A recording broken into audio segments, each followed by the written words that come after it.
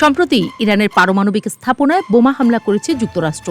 Trump প্রশাসনের দাবি অনুযায়ী এই হামলাটি ছিল সাহসী এক পদক্ষেপ, কিন্তু বিশ্বজুড়ে এই হামলা নিয়ে ব্যাপক সমালোচনা কুড়িয়েছে যুক্তরাষ্ট্র।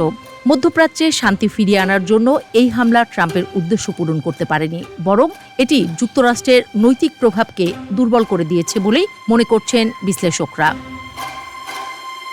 অথচ একটা সময় ছিল যখন যুক্তরাষ্ট্রের একটিমাত্র বিবৃতি গোটা পৃথিবীকে নাড়া দিত।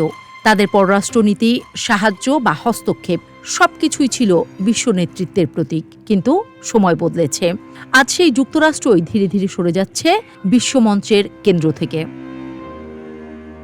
এই পিছু হটার সূত্রপাতের জন্য প্রেসিডেন্ট ডোনাল্ড ট্রাম্পের আমেরিকা ফার্স্ট নীতির দিকেই তীর বিশ্লেষকদের। তাদের মতে, বহুদিনের মিত্রদের উপেক্ষা, আন্তর্জাতিক চুক্তি থেকে বেরিয়ে যাওয়া, গরিব দেশগুলোর সহায়তা কমিয়ে দেয়া, সব মিলিয়ে যুক্তরাষ্ট্র যেন নিজেকে বিশ্ব নেতৃত্ব থেকে আলাদা করে ফেলছে। আর এখানেই জায়গা করে নিচ্ছে চীন। সিপিসি বা চীনা কমিউনিস্ট পার্টি এখন বিশ্বকে দেখাতে চাইছে চীনই হতে পারে নতুন বিশ্ব নেতৃত্ব। তাদের জাতীয় নিরাপত্তার ধারণা শুধু অস্ত্র কিংবা সামরিক শক্তি নয়, এতে জড়িয়ে আছে রাজনীতি, প্রযুক্তি, সংস্কৃতি, এমনকি সমাজ ব্যবস্থা পর্যন্ত। চীন বলছে তারা বিশ্বের স্থিতিশীলতার নতুন কেন্দ্র, আর এই ভাবমূর্তি গড়ে তুলতে তারা মাঠে নামিয়েছে global security initiative, belt and road ইনিশিয়েটিভের মতো বিশাল কর্মসূচি। তারা আফ্রিকায় বিনিয়োগ করছে, লাতিন আমেরিকায় ঋণ দিচ্ছে, দক্ষিণ পূর্ব এশিয়ায় বন্ধুত্ব করছে। আবার মিসাইল প্রযুক্তি, যুদ্ধবিমান তৈরিতেও, এমনকি নৌবাহিনীর দিক থেকেও অত্যন্ত শক্তিশালী অবস্থানে রয়েছে চীন। চীনের অস্ত্র রপ্তানি এখন তাদের বৈদেশিক কৌশলের বড় অংশ। সব মিলিয়ে একটা নতুন বৈশ্বিক নেটওয়ার্ক গড়ে তুলছে চীন, যুক্তরাষ্ট্রের বিকল্প হিসেবে। চীন কি সত্যি ন্যায়ের পক্ষে?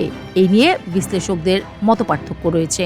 বিশেষ করে তাইওয়ানের বিরুদ্ধে সামরিক হুমকি, দক্ষিণ চীন সাগরে আগ্রাসন, এসব কারণে চীনের ভূমিকা প্রশ্নবিদ্ধ হলেও ইরানের একতরফা হামলা চালানো কিংবা পররাষ্ট্রনীতির দোদুল্যমানতা যুক্তরাষ্ট্রকে যতটা ক্ষতিগ্রস্ত করেছে, সেদিক থেকে চীন যথেষ্ট শক্তিশালী অবস্থানে রয়েছে।